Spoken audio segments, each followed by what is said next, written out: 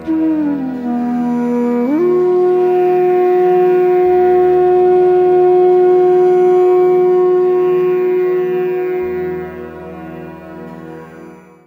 जी के बारे में आप लोग बहुत कुछ जानते हैं और उनकी सारी कहानियां भी आपको सबको मालूम, लेकिन उसका सार क्या है, उसका तत्व क्या है, शिव जी का तत्व क्या है, वो जानना चाहिए। सो शिव जी जो हैं उनको कोई चीज़ छूती नहीं। कोई उनको कुछ भी कहे और जाके माफ़ी मांग ले, कहते हाँ भाई जा माफ़। उनको कोई चीज़, मान अपमान, सुख दुख, कोई चीज़ उनको छूती नहीं। वो शिव जी बिल्कुल सब चीज़ से अलग, मुक्त, जिसे कि आदि शंकराचार्य ने शिवोहम शिवोहम कहा। तो पहले आदि शंकराचार्य के समय में शिवोहम की बात हो रही थी। यही बात हो रही थी कि मैं शिव हूँ, ठीक। और ये गति प्राप्त करना ये व्यक्तिगत प्रयत्न से होता है। और उसके बाद जो दूसरी स्थिति है उसमें जिस तरह आदिशक्ति कार्यान्वित है उस तरह आपको कार्य करना चाहिए। नहीं तो ये दोनों कार्य अगर इकट्ठे नहीं हो तो शिव का पद मिलने से फायदा क्या।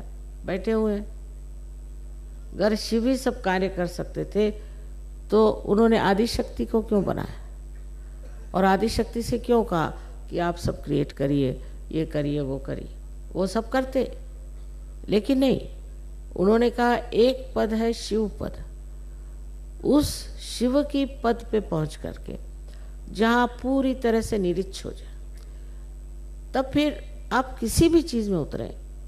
अब हम देखते हैं कई कई लोग कहते हैं कि वहाँ सहयोग में एक साहब हैं वो पैसा खा रहे हैं। भाई कुछ समझ, सहयोग में आने के बाद पैसा कैसे खा रहे, तो पैसा खा रहे। कोई है वो अपना ईगो दिखा रहे हैं, अपनी सत्ता दिखा रहे हैं, कुछ ना कुछ ऐसी पागलपन की बातें सहयोग में आने के बाद भी कर रहे हैं। तो कुछ चिपक गई होंगी चीज़ें उनको, ऐसा हो सकता है, पर वो छुड़ाना चाहिए। क्योंकि अगर आप सहयोग में आए तो पहले आप शिव पद पे आए, माने जिसमें आप पूरी तरह से निरीक्ष। उसके लिए समर्पण, पूरा समर्पण होने पर आप शिव शक्ति में आ सकते हैं। शिव की जो शक्ति है वो यही है कि वो बिल्कुल निरुच्छ, उनके ऊपर कोई चीज़ का असर ही नहीं आता। ना उनमें अहंकार है और न ही उनमें कोई किसी तरह के भी संस्कार।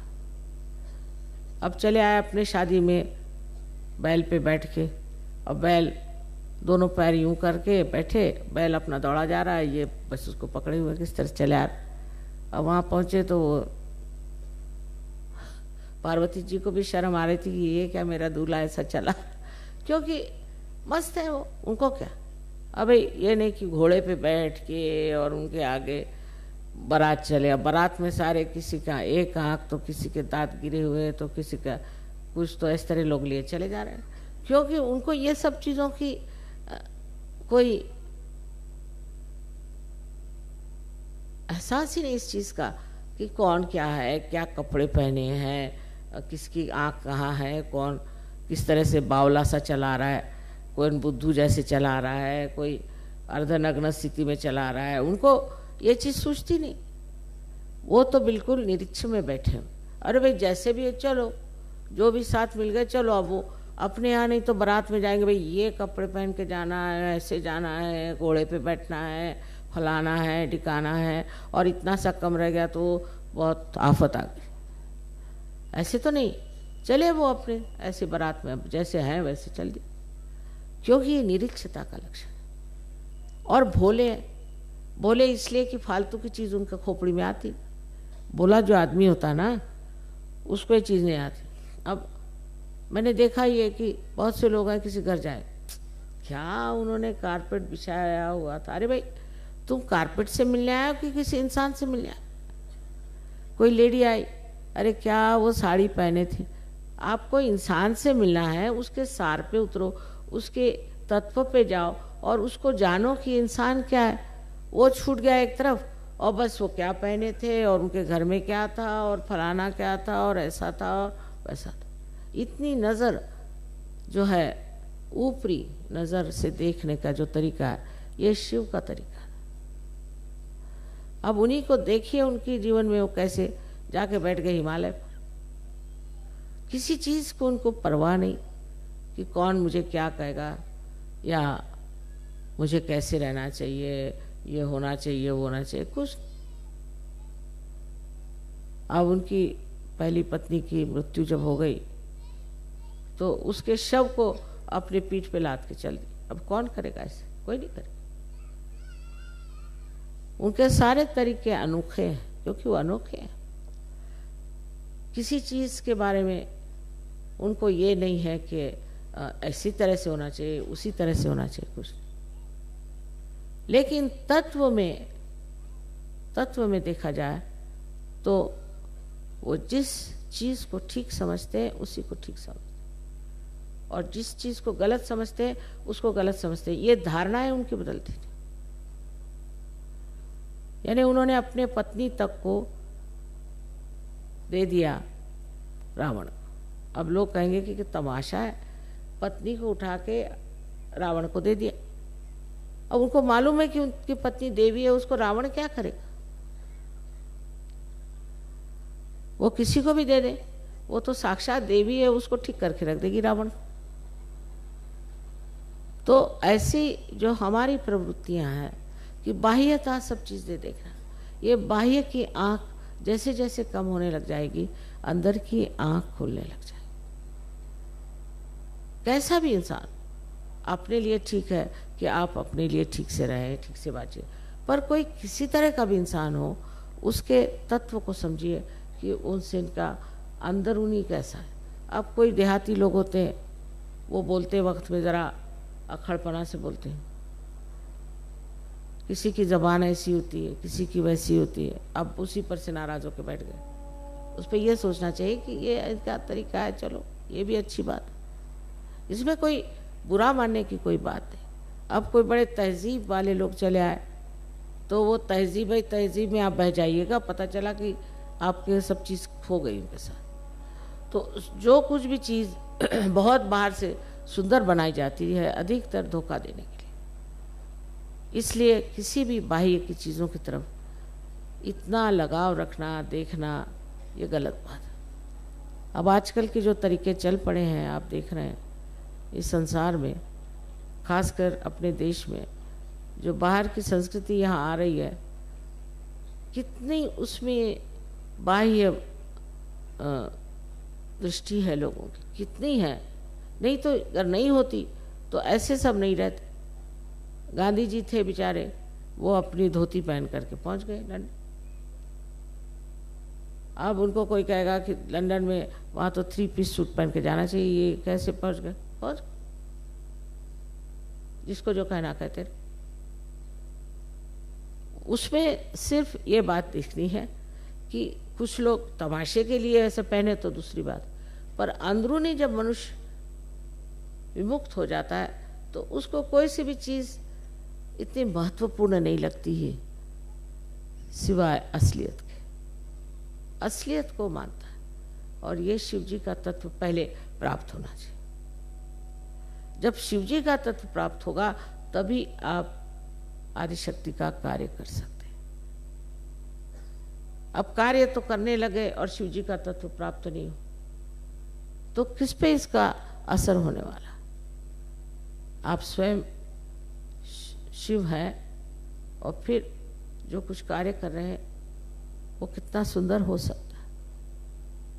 किसी ने कुछ कह दिया, कुछ गालियां भी दे दी, कुछ भी कर दिया, तो क्या?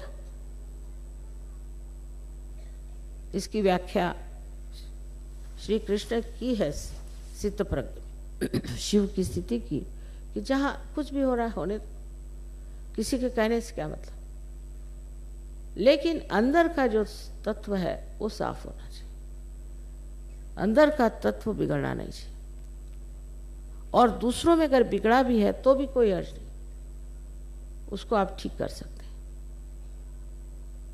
दूसरों को आप बुरा कहेंगे लेकिन अपने को नहीं कहेंगे तो आप कभी नहीं ठीक हो सकते। ये शरणागत होने का मतलब ये है कि जो कुछ भी अपने अंदर इस तरह की चीज़ें हैं उसका त्याग करते जाना, त्याग करते जाना, त्याग करते जाना। अंत में जो एक स्वच्छ शुद्ध स्वरूप आपका आत्मा है, उसके दर्शन से ही आप आनंदित हो जाए और वो आपको पूरी तरह से इतना समर्थ बनाएगा, इतना समर्थ कि आप आश्चर्यचकित होंगे कि इतनी समर्थता हमारे अंदर कहाँ से है। आज शिव जी की पूजा होनी चाहिए और हो रही है, और आप लोग भी इस वक्त वही समर्पण के भाव से बैठे।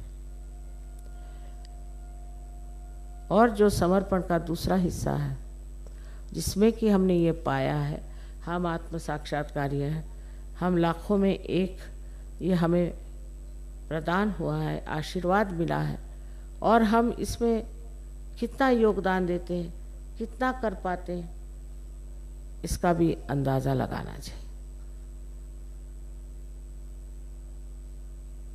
ऐसे तो आप लोग वाकई मेरी तो कल्पना से बाहर है, क्योंकि मैंने कभी नहीं सोचा था कि इतना परिवर्तन मनुष्य में आ सकता, कभी नहीं समझा था।